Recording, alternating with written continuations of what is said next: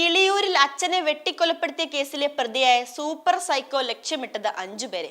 അച്ഛനെയും അമ്മയും സഹോദരിയെയും വകവരുത്തുകയായിരുന്നു ലക്ഷ്യം. കേഡൽ ജിൻസൺ രാജ പ്രകടിപ്പിച്ച അതേ സൈക്കോ മനോഭാവം.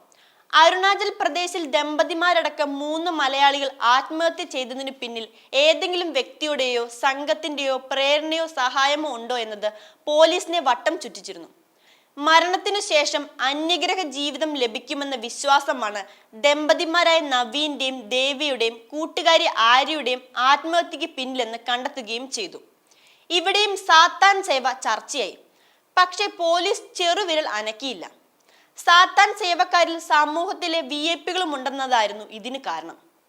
പ്രധാനമായും നഗരങ്ങളിൽ ഒറ്റപ്പെട്ട് കിടക്കുന്ന വീടുകളും ഫ്ളാറ്റുകളും കേന്ദ്രീകരിച്ച് സാത്താൻ ആരാധന നടക്കുന്നുവെന്നാണ് വിവരം.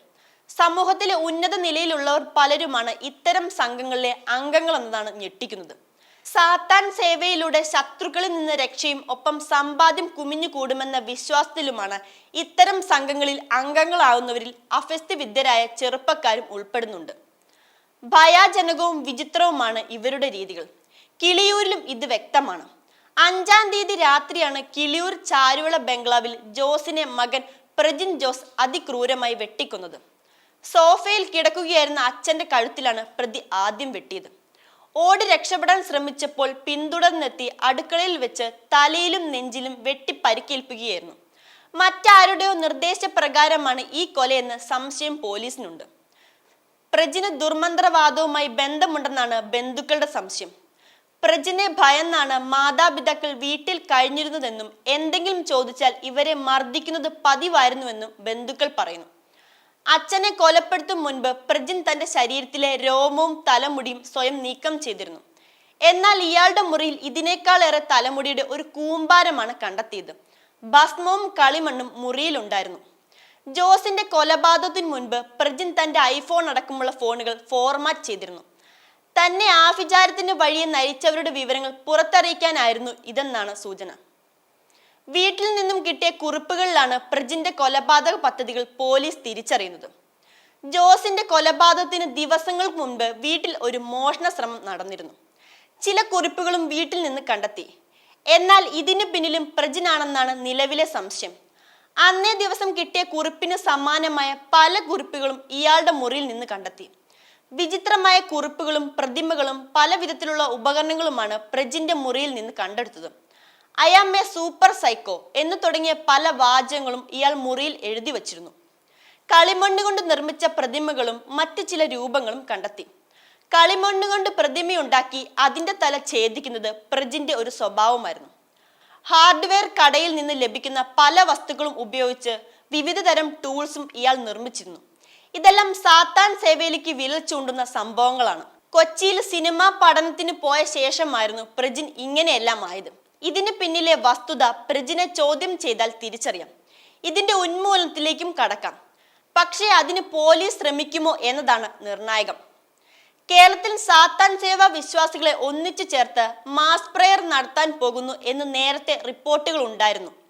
കൊച്ചിയിലെ ദ്വീപിൽ സാത്താൻ ആരാധകർ യോഗം ചേരാൻ പോവുകയാണെന്ന വാർത്തകൾ വർഷങ്ങൾക്ക് മുൻപേ പുറത്തു വന്നു. ക്രിസ്തുമത വിശ്വാസികളായ 1000 കന്യകമാരുടെ രക്തം വീഴ്ത്തിയുള്ള പ്രത്യേക പൂജകളാണ് ഇവർ ലക്ഷ്യം വെച്ചിരുന്നത്. ഇതിന്റെ അടിസ്ഥാനത്തിൽ പോലീസിന്റെ രഹസ്യാന്വേഷണ വിഭാഗം അന്വേഷണം ആരംഭിച്ചതായും വാർത്തകൾ ഉണ്ടായിരുന്നു.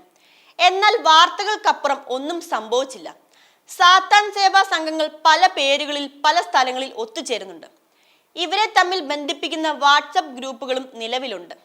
കൊച്ചി കേന്ദ്രീകരിച്ചുള്ള പ്രധാന സംഘമാണ് സാത്താൻ സേവാ വിശ്വാസികളെ ഒരുമിച്ച് ചേർത്ത് പ്രാർത്ഥനകൾ നടത്തുന്നുവെന്നും റിപ്പോർട്ടുകളുണ്ട്. ഫാമിലി പ്ലാനിങ്ങിന്റെ ഭാഗമായി സേഫ് പീരീഡ് നോക്കി മാത്രം ബന്ധപ്പെടാൻ താല്പര്യം കാണിച്ചിരുന്ന ഭർത്താവ് ആർത്തവ സമയത്ത് മുൻകൈ എടുക്കുന്നത് ആദ്യമൊന്നും സബിത കാര്യമായി എടുത്തില്ല. പക്ഷെ ബന്ധപ്പെടുന്നതിനിടെ പിറുപിറുക്കുന്നതും രക്തത്തിൽ വിരൽ മുക്കി എന്തൊക്കെയോ എഴുതുന്നതും ശ്രദ്ധയിൽപ്പെട്ടതോടെ രഹസ്യമായി മനഃശാസ്ത്രജ്ഞനെ കണ്ടു. ഭർത്താവിന്റെ മാനസിക വിഭ്രാന്തികളെ കുറിച്ച് കൂടുതൽ അറിയാൻ ശ്രമിച്ച അവൾ ഡോക്ടറുടെ വാക്കുകൾ കെട്ടിഞ്ഞെട്ടി. കൊച്ചിയിൽ സോഫ്റ്റ്വെയർ ബിസിനസ് നടത്തുന്ന ഭർത്താവ് സാത്താൻ ആരാധന പോലെയുള്ള ഏതോ ദുർമന്ത്രവാദം ചെയ്യുന്നതാണ്. ഇക്കാര്യങ്ങൾ ഒളിപ്പിച്ചു വെച്ച് വിവാഹമോചനത്തിന് കേസ് ഫയൽ ചെയ്തിരിക്കുകയാണ് പാലാക്കാരിയായ സബിത. കുറച്ചു കാലം മുൻപ് വന്ന വാർത്തയാണിത്. ദൈവം, പിശാച്, ആത്മാവ്, സ്വർഗം, നരകം. മനുഷ്യന്റെ അറിവിനും ബോധത്തിനും അപ്പുറമുള്ള ഇത്തരം വിഷയങ്ങളെ അവർ അടങ്ങാത്ത അത്ഭുതത്തോടെ, അതിലുപരി ഭയത്തോടെയാണ് കണ്ടിരുന്നത്. ഉത്തരം കിട്ടാത്ത പ്രതിഭാസങ്ങളെ മനുഷ്യൻ നേരിട്ടത് രണ്ടു തരത്തിലാണ്. ഒരു കൂട്ടർ അവഗണിച്ചു, മറ്റൊരു കൂട്ടർ പൊടിപ്പും തൊങ്ങലും വെച്ച് കഥകളിലൂടെ വിശ്വസിച്ചനുസരിച്ചു. വിദേശികളടക്കം പങ്കെടുക്കുന്ന ഇത്തരം സാത്താൻ സേവകൾ പലപ്പോഴും സ്പോൺസർ ചെയ്യുന്നത് ലഹരി മാഫിയകളാണ്. അതീന്ദ്രിയ ശക്തി ലഭിക്കുമെന്നും സമ്പത്ത് ലഭിക്കുമെന്നും ശത്രുക്കളെ ഇല്ലാതാക്കാൻ സാധിക്കുമെന്നുമുള്ള ധാരണകളിലാണ് പലരും ഇത്തരം സംഘങ്ങളുടെ ഭാഗമാകുന്നത്.